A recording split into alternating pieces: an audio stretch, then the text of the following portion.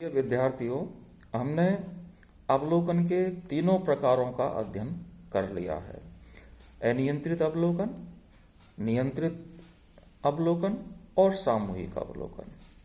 अब प्रश्न यह उठता है कि जो हमने अवलोकन के द्वारा सूचनाएं प्राप्त की है या तथ्य एकत्रित किए हैं या आंकड़े एकत्रित किए हैं या जो ज्ञान प्राप्त किया है, उसकी प्रामाणिकता या उसकी विश्वसनीयता कितनी है या उसकी विश्वसनीयता पर क्या क्या प्रश्न चिन्ह खड़े हो सकते हैं। तो अब हम इस बात का अध्ययन कर रहे हैं कि अवलोकन की विश्वसनीयता एवं प्रामाणिकता पर क्या क्या प्रश्न चिन्ह खड़े होते हैं। सामाजिक अनुसंधान की प्रविधियों में अवलोकन विधि सबसे अधिक विश्वसनीय मानी जाती है, क्योंकि इसमें अध्ययनकर्ता स्वयं अपनी आंखों से घटनाओं को देखता है, कानों से सुनता है। साक्षात्कार प्रश्नावली और अनुसूची में तो दूसरों द्वारा कही और लिखी बातों पर विश्वास करना होता है। स्वयं अपनी आंखों द्वारा देखी घटनाओं में त्रुटि या भ्रम की गुंजाइश नहीं होती। फिर भी अवलोकन को सत्यता का अचूक प्रमाण नहीं माना जा सकता। अवलोकन में भी अविश्वसनीयता आने के कई कारण हैं। जैसे नंबर 1 है ज्ञानेंद्रियों की सीमाएं। अवलोकन में हमारे नेत्रों का ही अधिक प्रयोग होता है, किंतु आंखों द्वारा देखी बातें भी सदैव प्रामाणिक नहीं होती। उनमें भी पक्षपात आने के अवसर रहते हैं। इस संदर्भ में ब्लैक वर्न ने उचित लिखा है, मनोवैज्ञानिक प्रयोगों द्वारा यह बात सिद्ध हो चुकी है कि कोई व्यक्ति किसी विशेष अवसर पर क्या देखता है, यह बहुत कुछ उस समय उसके मन में तथा शरीर की दशा, उसकी ताजगी, आराम, बाधाओं से स्वतंत्रता, आत्मविश्वास की मात्रा आदि बातों पर निर्भर है। हम विचित्र आवाजों, घटनाओं एवं चटकीले रंगों की ओर शीघ्र आकर्षित होते हैं। जॉन मेज ने ठीक ही लिखा है, हमारी ज्ञानेंद्रियां पर्याप्त रूप से विभिन्नतापूर्ण, अनिश्चित तथा पक्षपातपूर्ण ढंग से काम करती हैं। नंबर 2 है व्यवहार की कृत्रिमता। अवलोकन की विश्वसनीयता तभी समझी जानी चाहिए जब लोगों के वास्तविक व्यवहार का अध्ययन किया गया हो, किंतु कई बार जब लोगों को यह ज्ञात हो जाता है कि उनके व्यवहार का निरीक्षण किया जा रहा है, तो उसमें कृत्रिमता आ जाती है, स्वाभाविकता नहीं रह पाती और विश्वसनीयता समाप्त हो जाती है। नंबर 3 है अवलोकन एवं निर्वचन। कई बार हम देखते कुछ हैं और उसका निर्वचन हमारे पूर्व ज्ञान और अनुभव के आधार पर कुछ और कर देते हैं। इसमें अवलोकन में अविश्वसनीयता आ जाती है। उदाहरण के लिए, किसी फैक्ट्री के दरवाजे पर धुंधला सा कोई वाक्य लिखा है और लोगों को उसे पढ़ने को कहा जाता है। वे बिना इजाजत अंदर आना मना है ही पढ़ेंगे। इस संदर्भ में दार्शनिक रसेल ने एक उदाहरण दिया है। यदि समुद्र में क्षितिज पर किसी काले बिंदु को दिखाकर यह पूछा जाए कि वह क्या है, तो प्राय ही उत्तर होता है यह एक जहाज है, जबकि वास्तव में वह काला बिंदु ही होता है। जहाज होने का निष्कर्ष उसने अपने पूर्व ज्ञान के आधार पर दिया। इसी प्रकार घर के बाहर लगी तख्ती को हम पढ़ लेते हैं, कुत्ते से सावधान। जॉन मेज ने कहा है, कोई भी वस्तु जो हमारी ज्ञानेंद्रियों को प्रभावित करती है, कोई न कोई अर्थ प्रकट करती है तथा हम उसे अपने पूर्व ज्ञान से संबंधित कर लेते हैं। नंबर 4 है निरीक्षणकर्ता का पक्षपात। यदि अवलोकनकर्ता किसी विशेष मत एवं विचारधारा को मानने वाला है, तो उसका अवलोकन दोषपूर्ण हो सकता है। उसका निर्वचन भी उसके पक्षपात से प्रभावित होता है।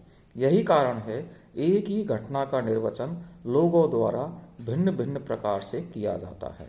व्यक्तित्व, संस्कृति, अनुभव, विचार, ज्ञान एवं शिक्षा में भिन्नता के कारण एक ही घटना का निर्वचन भी भिन्न भिन्न होता है। हम अपने देश, जाति, धर्म, संप्रदाय, रुचियों एवं विश्वास से मुक्त होकर विशुद्ध वैज्ञानिक अवलोकन नहीं कर सकते। इससे अध्ययन में प्रामाणिकता एवं विश्वसनीयता की समस्या पैदा हो जाती है। नंबर 5 है घटना की अपर्याप्तता। कई बार निरीक्षण सही होने पर भी यदि घटनाएं अपूर्ण है और पर्याप्त प्रतिनिधित्वपूर्ण नहीं है तो अवलोकन अविश्वसनीय हो सकता है। यदि निष्कर्ष थोड़ी सी घटनाओं को देखकर या किसी विशेष परिस्थिति में घटने वाली घटनाओं या आदि घटनाओं के आधार पर निकाला गया है तो वह दोषपूर्ण होता है। तो इस प्रकार से हम अवलोकन की प्रामाणिकता अथवा विश्वसनीयता पर क्या क्या प्रश्न चिन्ह खड़े होते हैं, उन प्रश्न चिन्हों को इन बिंदुओं के आधार पर स्पष्ट कर सकते हैं। अब हम यह स्पष्ट करेंगे कि अवलोकन की विश्वसनीयता को कायम करने के लिए हमें क्या क्या उपाय करने चाहिए। तो इसके कुछ उपाय समाज वैज्ञानिकों के द्वारा, अनुसंधानकर्ताओं के द्वारा, अनुसंधान के विद्वानों के द्वारा स्पष्ट किए गए हैं। उसमें नंबर 1 है विस्तृत अवलोकन योजना। अवलोकन में विश्वसनीयता लाने के लिए अवलोकनकर्ता को अवलोकन की एक विस्तृत योजना कार्य प्रारंभ करने से पहले ही बना लेनी चाहिए, जिसके अंतर्गत यह तय कर लिया जाए कि कौन कौन से तथ्यों का संकलन करना है और किस प्रकार से। प्रत्येक घटना को कई छोटे छोटे पहलुओं में विभाजित कर देना चाहिए। इससे अध्ययन प्रमापित विधियों द्वारा समान रूप से होगा। उसके संकलन और संगठन में आसानी रहेगी तथा घटनाओं की तुलना भी हो सकेगी। नंबर 2 है अनुसूची का प्रयोग। अवलोकन की विश्वसनीयता के लिए अवलोकन अनुसूची का प्रयोग भी किया जाना चाहिए। अवलोकनकर्ता घटनाओं को देखता जाता है और अनुसूची में लिखे प्रश्नों का उत्तर भरता जाता है। जहां एकाधिक व्यक्ति अवलोकन में लगे हो, वहां अध्ययन को वैश्विक एवं प्रमाणित बनाने के लिए अनुसूची का प्रयोग लाभदायक सिद्ध होता है। नंबर 3 है प्राकल्पना का निर्माण। विधिवत अवलोकन में प्राकल्पना का निर्माण एक केंद्रीय चरण है। इससे अध्ययन में विशिष्टता एवं स्पष्टता आती है। इससे अध्ययनकर्ता उन्हीं तथ्यों का संकलन करेगा जो अध्ययन से संबंधित हो और इधर उधर के निरर्थक तथ्यों के संकलन में समय व श्रम नष्ट नहीं करना पड़ेगा। यदि तथ्यों के अभाव में प्राकल्पना न बन सके तो अध्ययन की समस्या व क्षेत्र का निर्धारण तो कर ही लेना चाहिए। नंबर 4 है वैज्ञानिक यंत्रों का प्रयोग। अवलोकन को प्रामाणिक एवं विश्वसनीय बनाने के लिए वैज्ञानिक यंत्रों जैसे फोटो, टेप रिकॉर्डर, फिल्म आदि का प्रयोग किया जाना चाहिए, जिससे अध्ययनकर्ता द्वारा कोई गलती हुई हो तो उसका पता लग जाता है तथा अध्ययन में पक्षपात नहीं आ पाता।